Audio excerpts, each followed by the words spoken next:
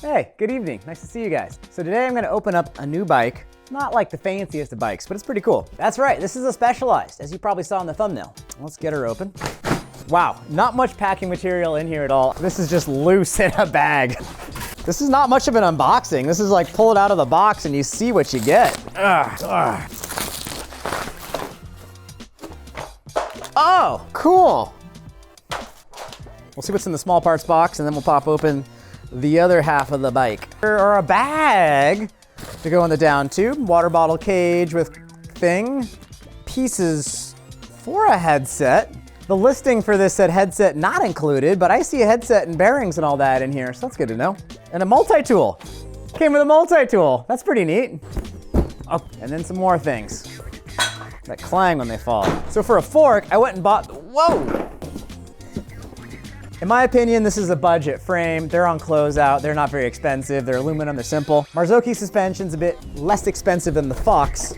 And I have been using this exact fork on a bunch of my bikes. I want to let you guys know that yes, I bought this frame, fork, and headset. I didn't quite pay full retail price. I do a lot of work with Jensen USA, so I was able to purchase this through Jensen. They've also got a great sale going on these right now, and I'll link to that in the description down below. Beyond Jensen, I'm also supported by Industry 9. Guys, I don't know much about these modern Specialized bikes. I rode Specialized bikes for years when I was younger. In summer '04, I worked at a bike shop, which I'm not sure if they're still in business. I don't think so. It's called Cupertino Bike Shop. It's in Cupertino, California. And they were a Specialized dealer. So at the end of the summer, and I've been there long enough to get an EP deal, employee purchase, I EP'd myself a Specialized SX. And so that bike actually didn't have that crazy a geometry compared to today's bike. And I love that bike. I raced it in the States all the rest of '04. I kept riding it all the way until late 2008. So I got a solid 5 years out of that original SX. You guys talked in the comments a ton about how you have this bike, you're thinking about getting this bike, and how you want me to ride one of these and compare other bikes to it and vice versa. So here we are, we're gonna do it. We're gonna build up my first Specialized since 2004. Let's build it up, get it out on the trail. This is simply episode 1. I'm still running the fork at the stock 170 travel, which is honestly too much for this bike, so I will at some point space the fork down to 160. Stay tuned for an update video. Working on the cable routing. It's actually going somewhat smooth because the manual is so good explaining all this, but I've still got a ways to go. This build's not gonna happen tonight, so I'm optimistic I'll get this thing on 2 wheels tomorrow, so I'll check in with you guys then. First ride here on the Stumpjumper EVO, Stumpy EVO, all the things, frame only, comp, alloy, LTD, team, pro. I'm not sure exactly the terminology, but it's beautiful. I like how it turned out with the gray frame, gray on gray with the rainbow wheels. I literally finished building this bike like an hour ago, and here we are on the trail. So this is first ride, first taste, first impressions. Let's drop in and see how it goes.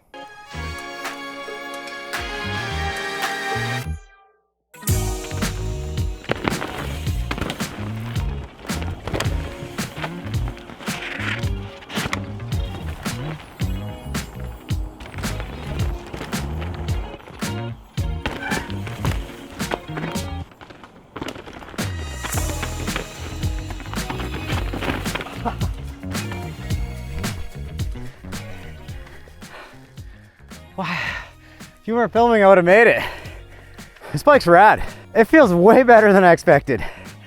Back end's like nice little tidy length, but not stubby short, not sketchy short.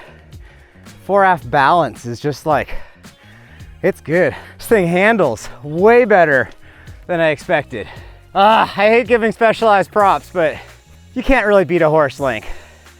I'm sorry, but like it's just so easy to get off the ground. Handles great while braking, it corners great. I like HorseLink. So today, not only did I finish putting together the Stumpy EVO, today was also the first ride. I hit the dirt like 2 or 3 times today. You good, man? Oh, my knees are getting old. Yeah, I definitely hit the dirt a few times, but regardless of that, I am stoked. This bike was well worth the money. I had so much fun on this thing. We rode a really technical Rudy trail today. Rarely ever does it actually go downhill. That said, man, it was a treat to be on the Stumpy EVO for that stuff. So immediately I was blown away at 2 things. First up, as I was pushing the bike and pumping it through turns, holy cow, it just corners very nicely. It's pretty predictable. And I usually like to lean a bike a lot. Somehow on this, I will get pretty leaned over, but on these tight corners, sometimes I'd have to steer a bit more than I expected. That could be because I'm at 64 and a half head tube, which for me is like a little bit steeper than normal, but it's definitely not like a steep head tube by any means. The other thing I really liked about this bike was the rear suspension. And I know it's not cool to say like, oh, I love the horse link. Dang it, I don't think we're allowed on this trail. Gotta find somewhere else to ride. Wah, wah. It works so well. When you do get deeper in the travel, your chain stays shortening up a little bit, which keeps the bike feeling more fun. And for me in the tighter corners, it's more predictable and easier to get through those. When you're pushing into a lip and trying to get some air, trying to jump, where that back end's shortening, it makes it more of a poppy feel, in my opinion. Now, the leverage ratio is not super progressive, nor is it as linear as I was kind of worried it might be. Progression's fine. The amount of travel feels good. The damping's quite open and light. At 170 pounds, I'm usually on the lighter end of the spectrum for how companies are valving their shocks. But then I'm at the heavier end of the spectrum in terms of like frame torsional stiffness. It's very weird. The thing is pretty stiff too. No complaints there. Ah. Ho, ho, ho, ho. Did you see that? Oh. We don't have much traction right now because it's like 34 degrees out. It's wet everywhere, icy. I'm wearing like some of the best winter gear I have. And even with the best winter gear, you still end up sweating a ton in these conditions. And pedaling up, I was sweating my tail off. So one thing I've been doing, I've just been bringing like this one water bottle on the bike, and I've been putting these electrolyte supplements into that bottle.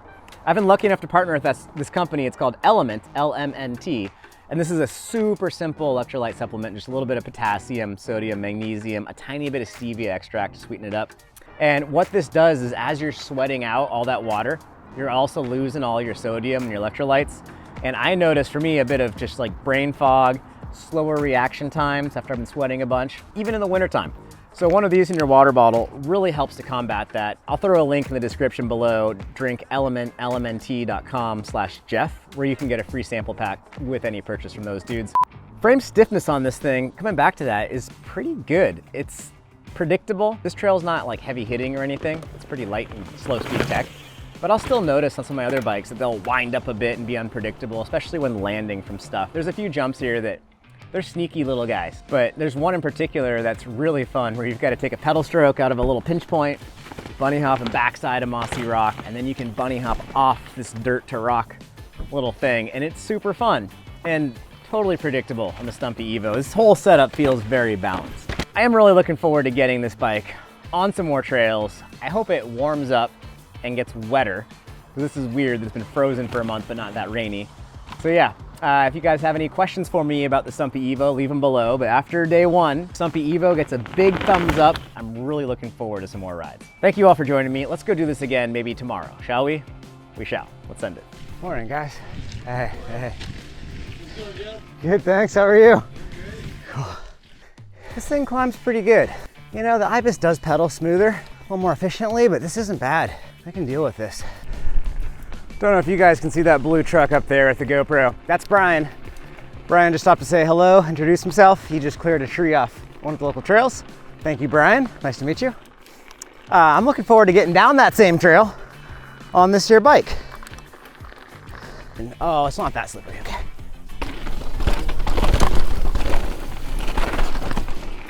Oh, case.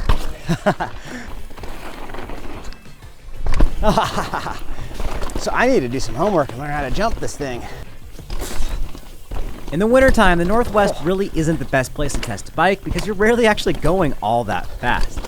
Now, that also said, this is kind of a first look video, so I have ridden this bike about a month now, but I've only really ridden it in the Northwest. I haven't tried it in anything deserty or in anything truly fast and super gnarly.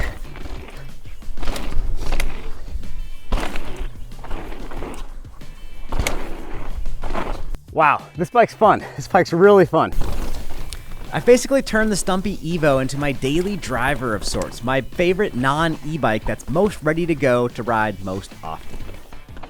I am blowing through the travel pretty quick on the bigger hits. I'm bottoming out in front just as much as in back, perhaps a touch more easily. Ironically, I kind of like how both ends of the bike bottom out kind of easy because it's a touch more grip on this super slippery conditions today. If you have setup advice for me that's not throw a coil shock on here, please leave it in the comments below. Hit the subscribe button. Ah, another ride, Stumpjumper EVO. Good to be back with all of you. I haven't ridden this bike in about 2 weeks because we got slammed with snow as part of that Arctic storm. After all of that, of course, multiple windstorms, so tons of blowdowns. So I have my trail saw. I probably cleared a half dozen trees off the trail on the way up. I don't know what we're gonna find down here, so we'll do our best to have some fun and bust out the saw and leave the trail better so when we're at it again tomorrow, it's totally smooth sailing. I have to laugh a little bit about this whole clearing branches and trees and all that as they fall across the trail. Back in California, we had so much less blowdown that when we had something across the trail, it was so exciting. There was a new obstacle. Here in the Pacific Northwest, we have so many more trees and so much more blowdown. If we don't clear the trails, they end up just absolutely clogged. So it's a completely different ballgame. And I absolutely love carrying my little silky Big Boy 3000 saw in my backpack for days just like this. That also said, I don't necessarily cut out every single branch I come across. Okay, proceed with caution because there might be logs across the trail.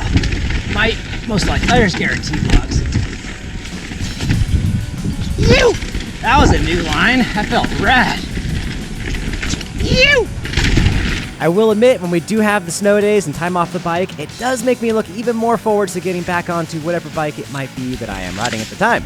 After this ride, I decided it was finally time to throw some volume reducers onto the Stumpy EVO. And we're not cutting that out with the little silky saw.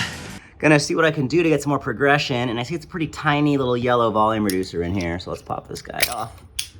So we're coming stock with a 0.2 volume reducer. Let's up the ante a little bit, something bigger. Put up 0.6 because this thing is bottoming pretty easily. Hopefully that helps this bike out a little on the high-speed stuff. It's the only place where I'm asking for a little bit more. Install these, it's pretty simple. Just slide it around the shaft.